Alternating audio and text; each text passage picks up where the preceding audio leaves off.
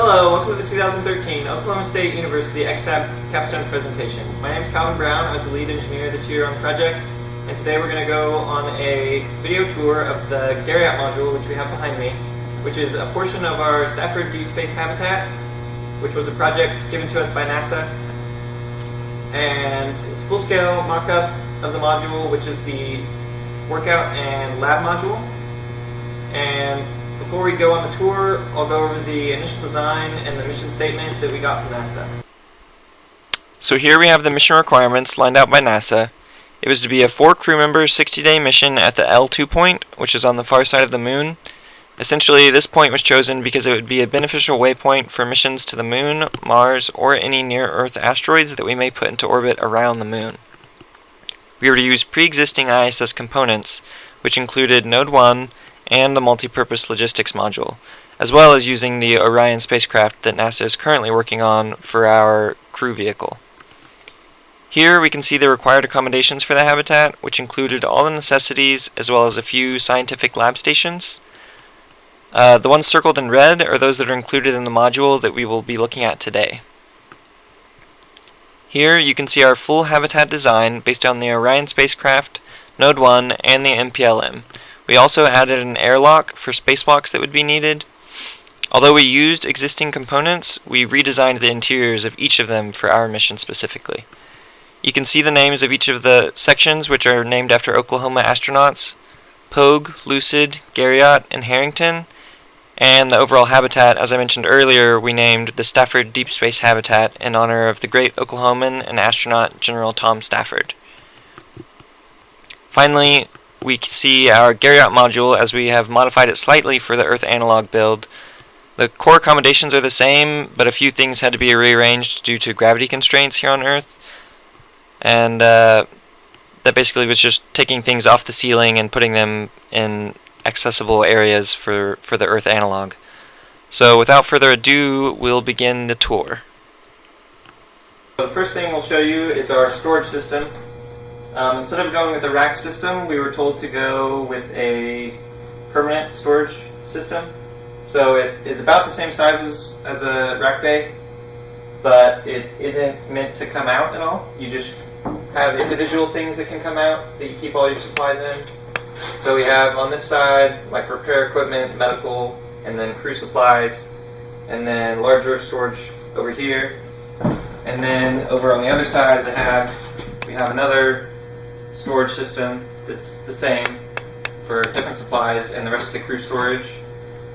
And then underneath, for half the hab, we also have large item storage that goes in the floor, which is a lot of space. And this would hold replacement parts for the hab, or extra spacesuits, or anything else that was too large to fit in the rest of the storage compartments that we had. Hi, I'm Nikki Davison. I designed the interior sleeping quarters for the XHab. I designed the whole thing based on the Aurora Borealis, or the Northern Lights. The tack board for astronauts to put their personal photographs and letters and things is all designed based on the Earth's magnetic poles, or the magnetic field, which is responsible for the Northern Lights. And all the colors are based off those typically seen in the Northern Lights. Even the curve of the vanity, which will be covered in strips of hook and loop tape for astronauts to place their personal effects. The curve is all based on the lines seen in the Aurora Borealis. This is their mirror and control panel. They would be able to Skype through here with their family members, look at things online, maybe even have a playlist of music. And at the bottom, I have just regular pockets and things for them to keep all their items. In a full mock-up of this area, this would be enclosed. They would have a sleeping bag hanging on the wall. But for now, this is what I have. Hello, I'm Seymour Rose. I'm here to talk about the HVAC design and build for the XHab module done at Oklahoma State University. As you can see above me, this is what we'd have for what we were originally designing to do, which has been an active cool beam, which is what the lights are mounted onto. They would have airflow pushed over cooled pipes to be pumping cold water throughout the system and then pumped back down. Since convection doesn't work, you'd have to force the movement of air using fan mounted inside it. As that was too expensive to actually build, we ended up doing a smaller mock-up build that used these two vents up here to push out air using a more traditional HVAC system, just so we have actual airflow within the module. Down below us, down the floor, is the actual module we had that will have a water pump with water pumping through it, and an ability to cool that water to an limited extent. Thus, we can cool down the air that's running through that at the same time, while that's pumping through airflow to our two vents that we have. That allows us to keep air circulation within this habitat correct, along with keeping the habitat somewhat cooler than it would be otherwise, just to take care of everyone's body heat and everything else. Okay, here's the more traditional HVAC system that we mocked up. As you can see here, this is our water container, and the water pump is placed inside that, so we can pump water through the traditional HVAC system that has a fan blowing it, so that will blow through our duct to our two vents that we had. What we do at this point is you can cool this water here a bit, as you can see it's taking on now, cool water, and you can pump through and cool the air more throughout the system. And as the cooling works with water pumps, you can cool the air down to a few degrees below where the room temperature would be otherwise, and thus we can keep running everything correctly. Hi, my name is Ethan Scott. This is our Hygiene module. We got a loan from the Stafford Museum of Weatherford. It comes with a toilet and a washroom. As you can see, there's storage areas where you can put your toilet paper and other stuff you need. There's also a place right here. You can wash your hands, and then a little privacy curtain for when you are taking a shower. My name is Cole Wilkins, and this is our lab station. As you can see, we currently have the robot control on the screen, and you're able to remotely control it and see what the robot is looking at from this station. We also have a tablet to control the lighting and everything else in the habitat. There are some sliders to adjust the lighting. Is that good? And you can adjust the lighting like so, along with individual parts of the habitat.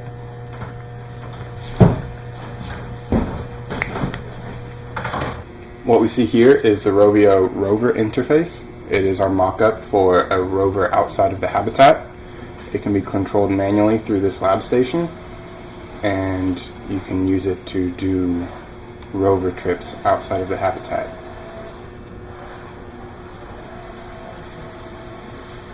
Hi, my name is Caleb Golden, and I'm going to talk about the exercise here on our Farragut module.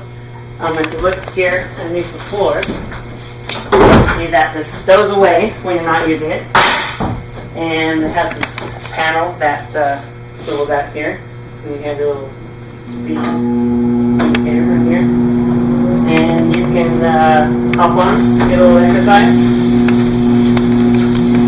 When you're done, just hop off. You can have this go down, or you can pull this out and it stops, and you can safely stow it out here when you want to look over here, and yeah. So over here we have the viewing screen, which you can see an outside webcam from the space habitat and also an internal webcam for monitoring things. This viewing screen can also double to watch movies or look outside or watch anything you want while you are exercising in front of this area here.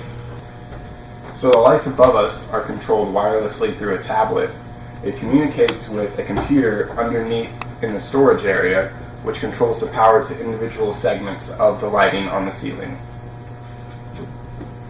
I'm Kyle Bregmeyer, and behind me you can see the Aeroponics system we designed for our XHab. We designed it with 3 racks, and the slight tilt you can see is because we modified the Aeroponics for the space into our Earth analog, so it's actually a gravity-fed return system. It feeds into a water storage tank, which is underneath my feet currently. It attaches to a pump, and each run has its own water distribution system. And currently we are growing cucumbers, strawberries, and gypsy. So when you perform this experiment, you can actually gather your data, and at the end of it, you can eat your results. So right underneath the Aeroponics system, we have our simulated clean environment. It's a small glove box. So you can stick your hands in here and mess with whatever you have inside, which in our case happens to be moon rocks. So we made it to where you can lift it up, store it underneath the floor, and fold up where it was to save space for activities.